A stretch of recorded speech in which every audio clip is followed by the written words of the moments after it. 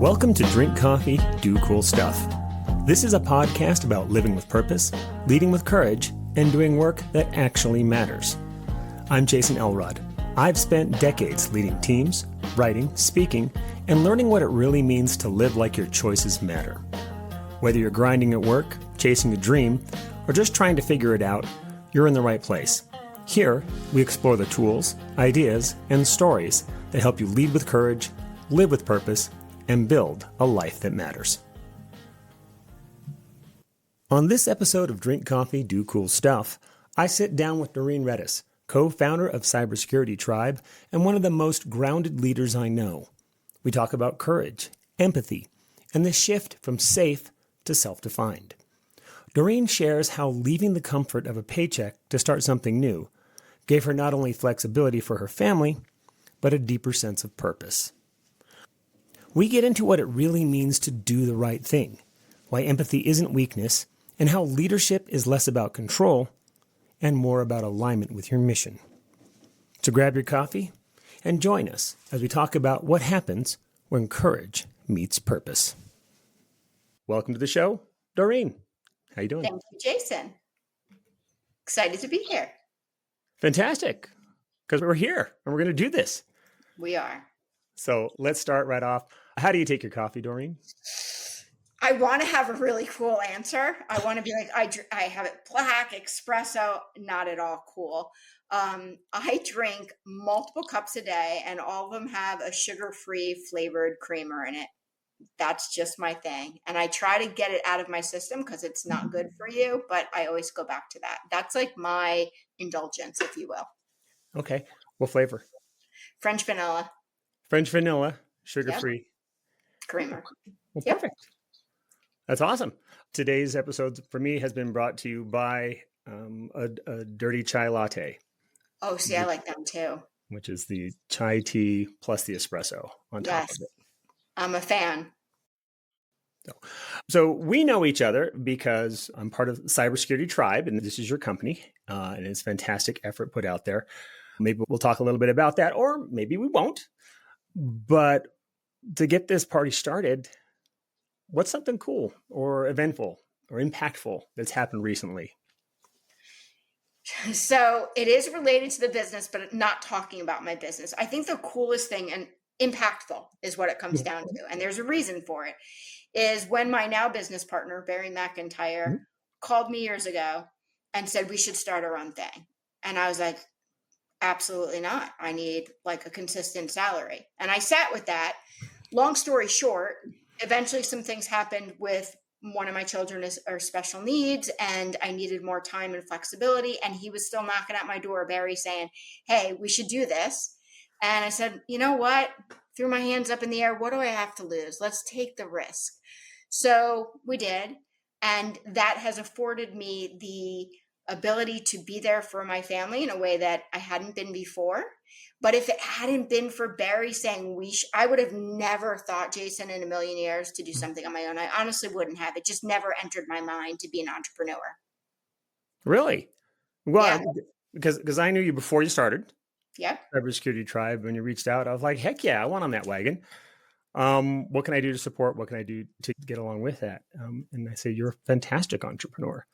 Thank you. Yeah. Never in a million years. I was safe, right? I was safe. I had a salary. And so, that was the most impactful thing. And it's impactful, not just for me, but for my family. And I hope for others through our business. So it's all good. I think that's an interesting thing. Just because I'm going to unpack it a little bit, working for yourself versus working for somebody else. And one of the things I like to point out, people who work for a living, work for a company, is that all they've really done is negotiate a single customer contractual relationship that's at will for a certain number of hours, certain number of effort to go on it. So actually, you do work for yourself. You just have chosen to work for one customer. That's a good point. So when you're working for a company, you have to take that mindset and shift it. Like, I'm not being held down. I'm not actually working, for somebody. They are my customer. They happen to be my only customer, and I've negotiated the following contract. And I think that nuance is lost. And when you jump to really embracing that, whether you consciously or unconsciously knew that, hey, I can do this, that it expands. It's actually safer to have more than one customer, if you think about it. I love that mind shift. And I think for people who are listening, being able to think of it from that perspective is very empowering. And you're 100% accurate. So what was the moment you knew that this was the right choice? You mentioned it was impactful and it was a little bit scary and you came into it. And oftentimes when you come into something scary, that's not the moment you know it matters. That's the moment you know, come on, courage, let's win the day. So when did you know that this was the right move? I mean, when did it sink in? I don't know that it still fully has, right? So anybody who owns a business and in anything in life, really, everything ebbs and flows, right? So there are moments that I am shining and yes, 1,000% we did this. And then there are moments where I have panic, like, wait, is our next contract coming in and where are we? But ultimately, I would never go back to having one customer, as you put it, ever. Because I know I feel like I have more control this way, and I like control of my destiny and my life. And so that's it. And like I said, that flexibility, and I don't work less hours. Let's be real, like at all. I just work different hours, right? So it's okay to take my kid to an appointment in the middle of the day, and I may work till midnight, and that's fine because it's on my terms. And there's, it's very freeing to be able to make those decisions. Yeah. I think it's easier to find the flow. Yes. Because you kind of get to guide that river. I hate the idea of like work-life balance. Like they're not, well, as if they're equal for one thing, but as if you could separate them. Because I think it's a spectrum. We have these, in life, you have certain value areas, certain areas where you need to produce value. You need to have a full life. You need to contemplate them all. Career, money, that's one of them. You have like physical health, mental health, spiritual health. You need to have your connections with your friends, your communities, and I guess maybe the greater whole. How you balance that? You don't. What you do is you actually integrate it. And I think what you're talking about is integration and how the stability comes with it. The balance comes with it. The flow comes with not having to actually add that cognitive load of, am I spending enough time over here and enough time over here, as if they were separate? Absolutely. And am I pleasing this person, this one customer, right, in the way they want? I don't have that stressor. And I also love what I do. So integrating it and finding that flow is fairly easy for me because it's not like, oh, I got to go do this. It's, oh, great, the kids are doing this. I get a chance to go do this now. And I love it. What do people sometimes misunderstand about your work? I think with anybody who owns a business or anything in general, business, I shouldn't even speak about owning a business. People tend to think that it's all about that bottom line. And I can say for Barry and I, it's not just about the bottom line. Yes, I always say I have to feed the kids, like hands down. That's important. But I make decisions based on what feels good to me and is doing the right thing. And sometimes people are surprised by that. Like they're expecting me to take a different position or want something different because it's about the bottom line. But ultimately, I want to help people and feel good about myself while also making sure to feed the kids.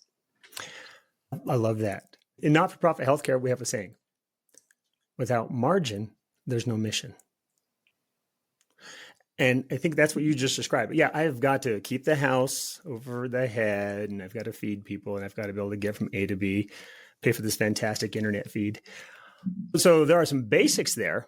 So you need it. It is part of life. Career, finances, that is a part of your life. I don't think about it, call it money. Okay? It's part of your life. So don't vilify it, but don't also idolize it. I would say in that world, give it some weight, but not all the weight. And exactly. Yeah. And if you can balance that and know what your mission is, right? So there's your point. Without margin, there is no mission. If you know what your mission is and you can focus on that while achieving that margin at the same time, you're winning. It gets much easier, doesn't it? Yes. And I loved you said, am I doing the right thing? Am I doing the right thing? My staff knows this. The first slide I always give them, it's one slide. It's one PowerPoint slide. This is great leadership from Jason Elrod. Here we go. I said, here's the priority of things. Number one, do the right thing. That's it. Number one, do the right thing. Number two, do what I say. Unless it conflicts with number one, then do number one and tell me why. And then number three is do your job. I mean, you got a nice job description for that. And number four, do what you want. Do what I say, but do what you want. So in that order, do the right thing. Do what I said. Do what your job says. Do what you want. And it doesn't have to get more complicated than that. If you just show up and do that, you're the top 10% in any room, I think. Because that number one thing is do the right thing. Absolutely. I used to, when I managed staff, and I used to say this to my staff and I say it to my children because it's something I live by. If you can rest your head on your pillow at night and look back at your day and know that you did the right thing, that's all that matters. Literally, that is all. In your heart, in your head, you need to know you did the right thing. It's not always about what other people think in that moment. Just be true to who you are and what needs to be done and the mission. Back to the mission. Back to the mission. I think it's very seldom what somebody wants. Yeah. So I think it's important there. I want to get to the mission purpose question here. So when did you know you were working in alignment with your mission? A lot of folks have this like, I don't know my purpose in life. I'm just looking for purpose. I'm looking for my mission. I think probably a year into the business. So we started thinking about the business in June of 2022. We launched in February of 2023. And it was about a year later, around February of 2024, that I really figured out exactly, because you pivot, right? You've got to be agile and figure out what the right thing is and how are you serving your community and your customers and yourself the right way. And that's about the time that I figured it out. And it was a multitude of things that led me to that. It was hearing from our community the value that they were getting out of what we were doing, hearing from our customers the value of what they were getting out of what we were doing. Barry and I looking at each other on our Zoom calls and saying, do you like what we're doing? Like, yeah, you're doing an awesome job. Yeah, you're doing an awesome job. My children being like, Mom, that is so cool. All of that coming together at once. And it won't always stay that way. There will be times that one of those things will falter. And I know that. But that's that moment that I said, okay, it was kind of like an aha moment, like you talked about, like, aha, we've got it. We're doing the right thing. So let's tilt into leadership a little bit. What was the first, or what is the most memorable, hard decision that shaped your leadership style? There have been many over the years. I would say we had to, I'm trying to think back at which one is the core. Obviously when I did my first layoff, right? Like for sure the first layoff I did was the hardest. And I remember at the time our CEO said to me, because I was really struggling with how I was going to approach it. And she said to me, Dorene, remember, it's harder for them than it is for you. And that allowed me to really bring compassion and empathy into the conversation. You still have to be direct and you have to be business and it's a business decision, but being able to be empathetic and compassionate at the same time is critical. And I've always, since then, I don't know that I was always great about that prior to that, but that was a moment. And then one other I'll raise to you, same CEO. I was very much a workaholic. And I would say I'd get frustrated maybe when I was not getting the same output from my staff at times. Okay. And my CEO said to me, Dorene, not everybody works like you and not everybody is you. And I needed to hear that. And I remember going home that night and just sitting with that for a while. Like, why am I expecting people to be doing things the way I do it? Everyone has different goals. Everyone has different personalities and characteristics. And I need to focus on what they're bringing to the table. And that changed very much my leadership style as well. So those were two things I would say. I think those are core. And I'll reach back to the first one. Shifting your perception. It's not about you. It's almost never about you, especially leadership. It's not about you. I put it into kind of two different things. It's about what is the mission, or what are you leading towards? That there is that component. But the other component isn't like how you're going to do something. It's how do you empower the folks under your shield, under your leadership? How do you empower them to help get there? So the less you insert yourself into that, the better. The better. And the point of when you have to give a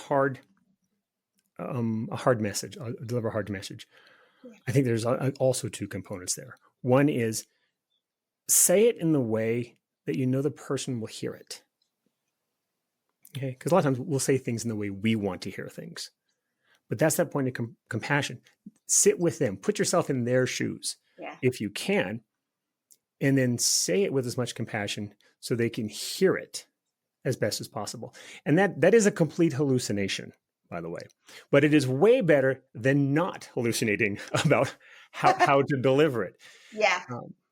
Overcoming your own ego and your own person, is the first step to that compassionate leadership that you talked about there.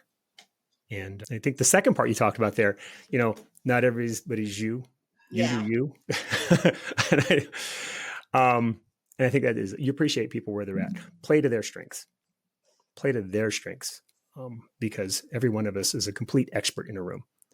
And every one of us is completely holding our own box of rocks that we're completely dumb as a box of rocks. We're holding that box. Yeah. And so I need to partner with people like you who are real experts in my box of rocks. And then I need to make sure that if I'm an expert in somebody else's box, that I help lift that up, help them in that space. Yes. That's such a great point. And I have to remember that even with the folks I mentor at times, like, okay, it's not about me, it's about them. And it's where I have to meet them where they are right now, not where I want them to be. And that's sometimes challenging, but it's about raising them up and bringing them to the level they want to get to, not what I want them or where I want them to get to. Good point. So let's talk about some missteps then. Okay. So what's a failure or something you would say was suboptimal that happened or you did that hurt but changed you? Yeah, I said yes to a project for a company I worked for and opening up an entire division for them. Mm-hmm. And I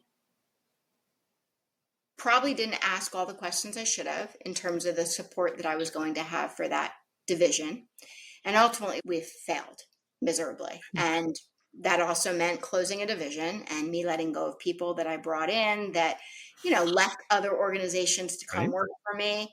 So that was probably my most notable failure. And again, it's because it didn't just affect me, it affected other people. And that hurts because you want to raise people up and support them in their growth.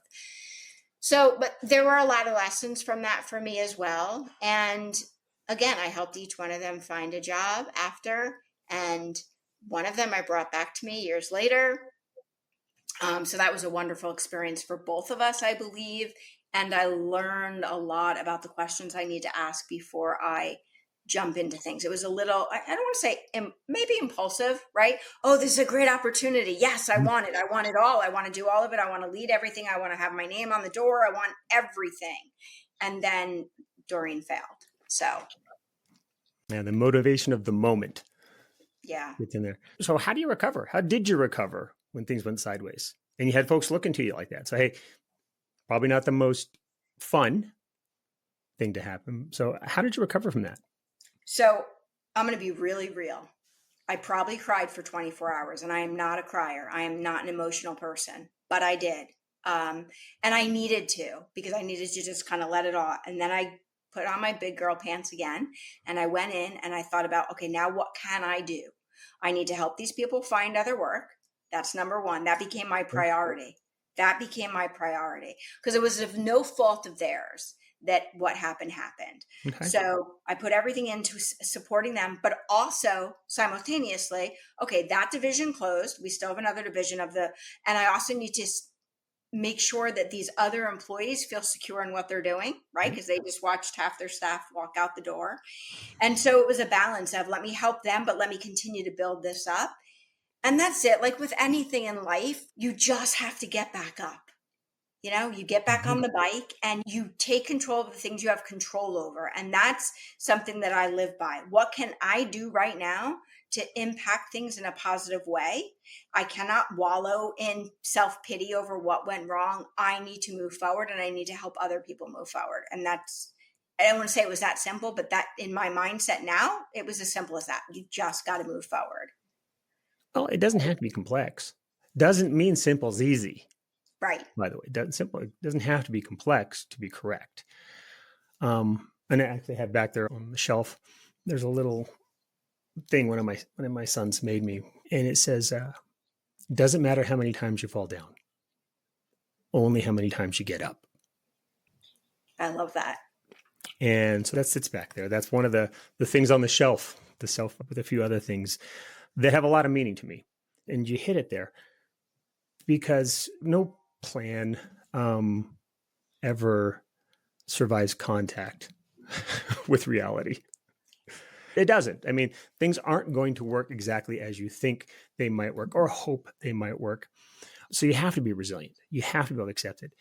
And I love the fact that your leadership didn't change really, because you still had your employees, you still had others in mind. You still say, hey, you know what? It was just the purpose of the mission shifted. Yeah. It went from, this was the mission before, didn't work. Now I have to pivot. And that pivot happened to be, I have to let go of these people. And now I actually have to support them where they're going. I think, and that's a mark of a true leader. You don't abandon people when it gets dark. Yeah. And that's important for them and for me. It mattered for both sides. Yeah. So I think a lot of that takes having a good center, being present. So what grounds you when life gets noisy? And life gets noisy. I have truly, Jason, the best partner in life. My husband is amazing, and he's what grounds me ultimately. And I have things for myself. I like to work out. There are things that are important to me, but having someone to come home to when, can I say shit hits the fan? Am I allowed? You can. I just have to mark it as explicit now. When it hits the fan, having someone to come home to my safe space and build me back up a little bit when I'm feeling not so great is important. And I do the same for him. And having that, whether it's a spouse, whether it's some significant other, whether it's a friend, a family member, whatever, I think it's so important for people to have someone else that can help support them when, things go awry. I love the message. I mean, it's the rock in the storm. Yeah. Yeah. You have to have someplace you go there. The myth of the lone wolf is just that. It's a myth. You know what happens to lone wolves in the winter? Do they starve? There's no wolf in the spring. Yeah. And that thought there, it's community. It's having a connection. It's like I mentioned, you're an expert and you're dumb as a box of rocks. So you have to find somebody else that you're an expert in their box of rocks. They're an expert in your box of rocks. And then guess what happens when you both show up at the same place? Our boxes are full. Your boxes are taken care of and you have expertise to handle whatever. Yeah. And it's not because you got necessarily stronger. I mean, you're strong from carrying your own box around. I know I am. Those are our burdens in life. Yeah. But when we have somebody else in our circle, in our solar system, that can help us do that. And we get the chance to help them too. There's a synergistic magic there, I'm going to say. And it's something that I hope everybody has a chance to experience because it's impressive what you can get done when you Yeah. have that. And it's So, needed. And whatever that is, everybody has something different that grounds them, right? And by the way, it used to be, and I know you're familiar with this, it used to be running for me. That was, and I still run, not as frequently. I still run, but at the end of the day, it's his support that can make or break things. yeah, I still run too, not as much as I used to. And it Yeah. varies. Maybe it's a 1 mile run. Maybe it's a 9 mile run. Depends on Same. the day. Yeah, same. You're not going out for X miles. I'm going out for a run.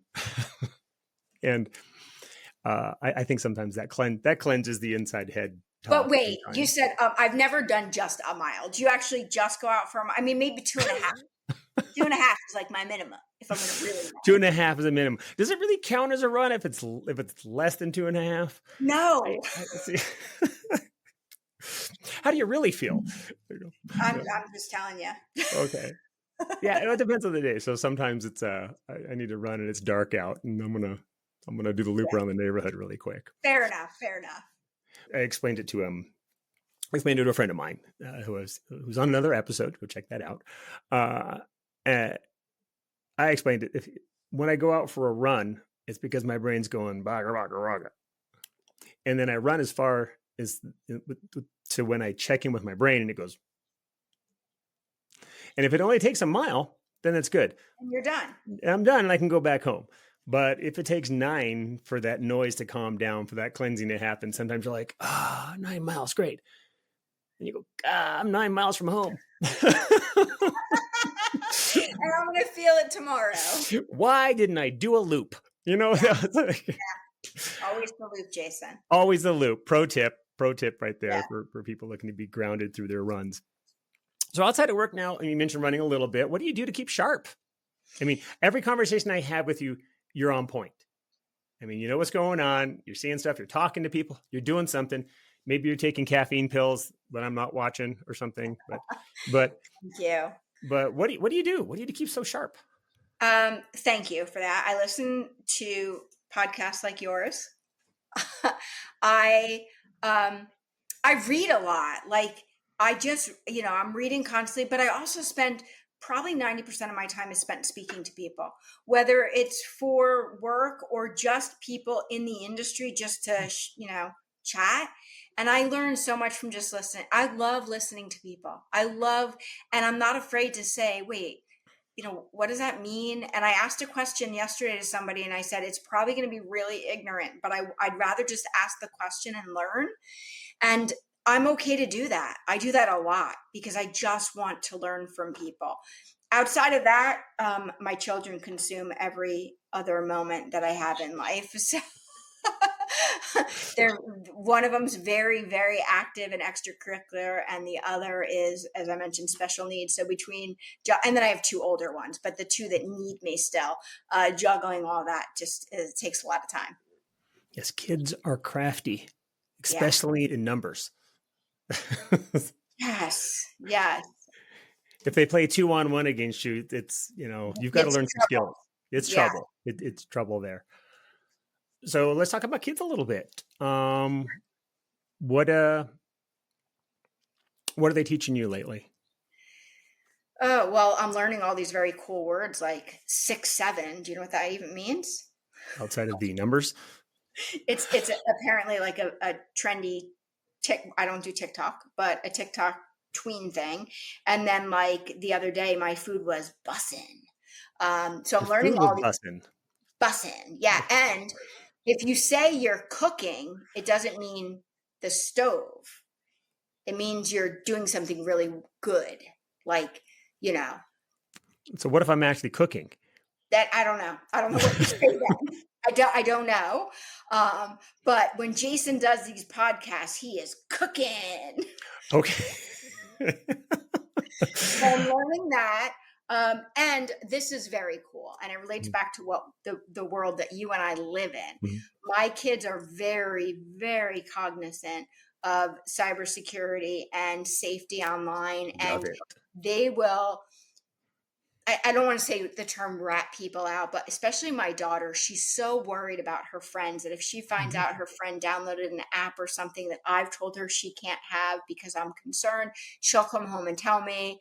And her one best friend like will ask me, Miss Dorene, do you allow this? And I say no. And well, maybe I shouldn't. Well, you can ask your mom. Like, I'm not your parent. And she'll go, no, if you don't let Daniela have it, I'm not going to do it. And I love that. I love that they're going through life already aware of risks and concerns and trying to stay safe. And that not just goes for like internet safety and, bad actors out there that might be unkind to children, but also just in terms of protecting their personal identity. And, they have credit card. They understand what happens with that at a very young age now. So that's kind of cool. I think that's awesome. I love that what you're telling me. I love this transparency in wanting to fill the gap, not just trying to pretend like, oh, I don't know it, I'm not going to ask about it because that wouldn't be cool to not know it, but actually having that security by design, privacy by design, protection by design mindset, where if there's a gap, don't yell about the gap, ask how to fill it. If you don't know how, fill it. If you don't know how, ask for help. I love that, to hear that. I wish more people would do that. I wish more people of older generations would do that. Just saying. The ego sometimes gets in the way of that. Sometimes. Yeah. So we're talking about kids. What would your younger self, if she saw you now, what would surprise her most?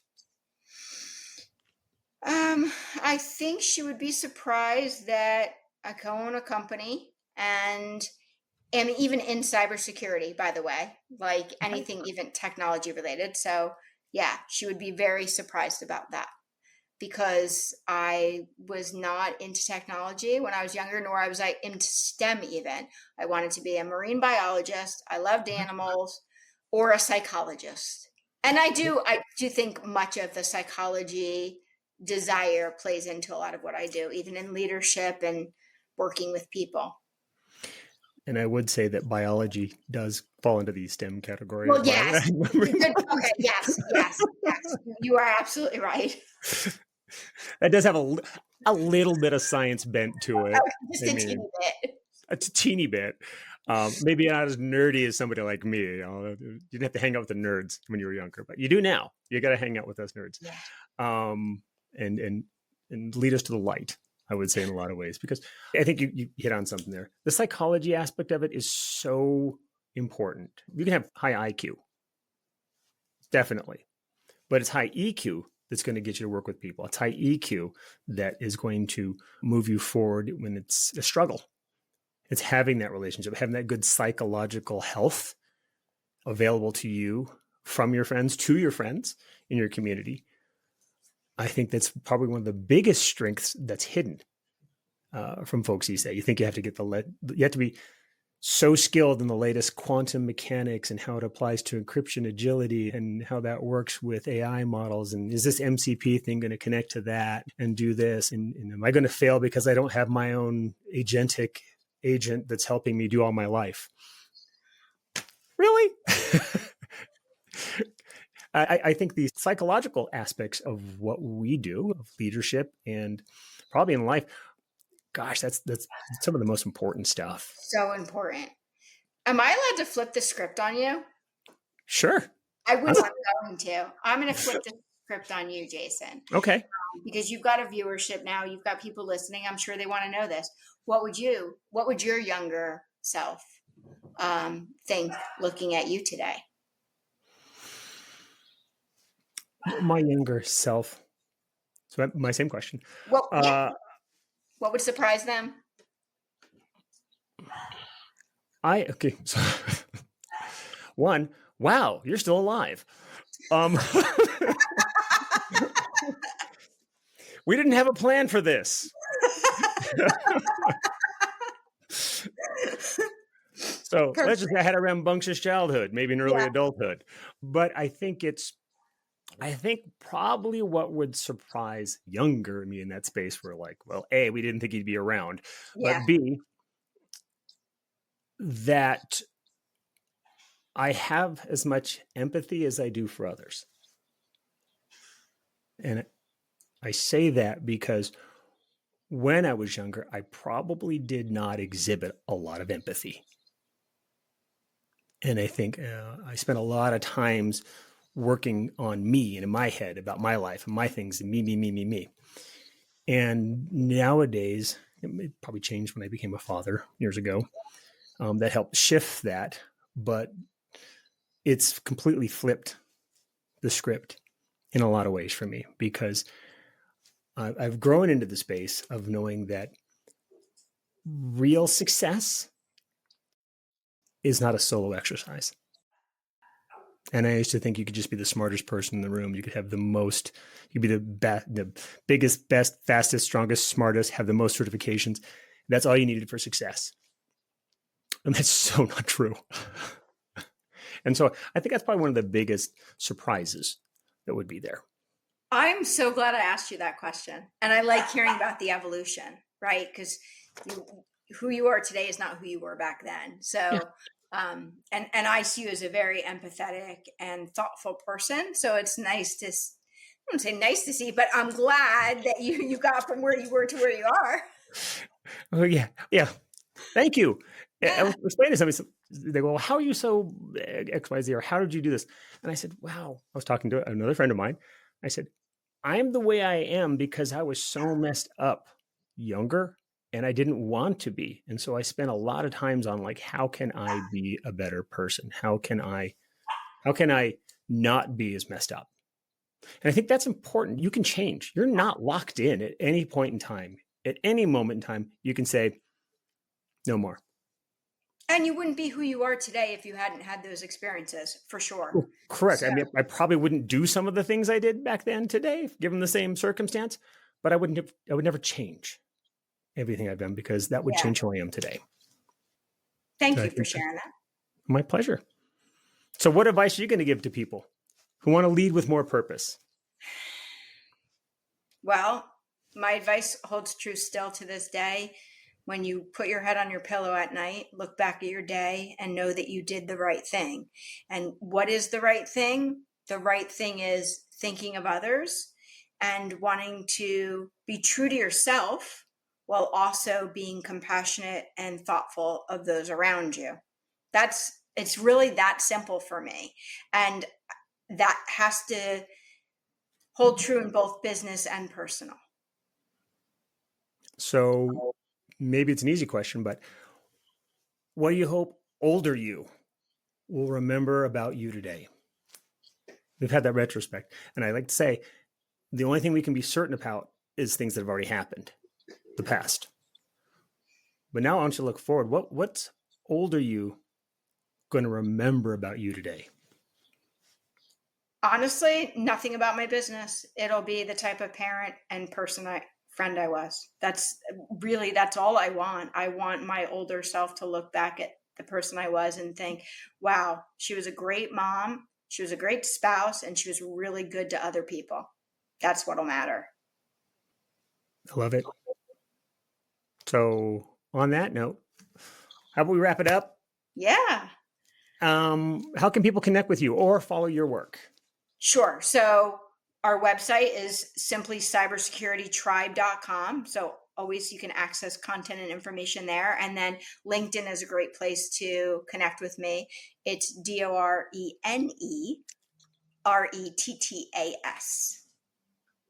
I think I'm the only one out there, so it's pretty easy to look me up. Okay. So if I look up for Dorene spelled the correct way and Cybersecurity Tribe, people are going to find you. I'll put a link to your LinkedIn, the notes here. Thank you very much for the time today. No, thank you. I usually am not comfortable doing podcasts, but when it was you, Jason, I was like, Jason and I, we can just chat. It's okay if I make a fool of myself. He'll make me comfortable. And you did. So thank you. Okay. On that note, that's a wrap. Thanks a lot. All right. Take care. That's it for today's episode of Drink Coffee, Do Cool Stuff. If something landed, hit subscribe, share it with someone who needs it, and keep showing up with purpose. A quick note before you go. Everything we talk about here is for your own reflection and growth. Nothing in this podcast is legal, medical, or mental health advice. I'm not a lawyer, doctor, or therapist. Just someone who's been down a few roads and wants to share what I've learned. Furthermore, everything shared here reflects personal experiences and opinions, not those of any employer or organization. So take what resonates, leave what doesn't, and keep building your version of a life that matters.